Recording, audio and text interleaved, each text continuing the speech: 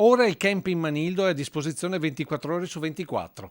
Lo testimonia questa foto di un nostro telespettatore scattata alle 6 di questa mattina con tre, chiamiamoli avventori, due certamente in sacco a pelo e un altro, stando alla segnalazione, con una tendina automatica probabilmente aperta male o che ha ceduto nella notte.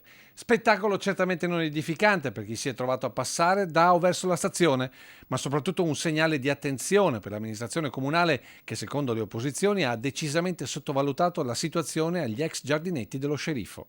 Segnali di insofferenza dei cittadini erano arrivati nei giorni scorsi con questi cartelli poi spariti con quello che imponeva di non calpestare e quindi bivaccare sulle aiuole.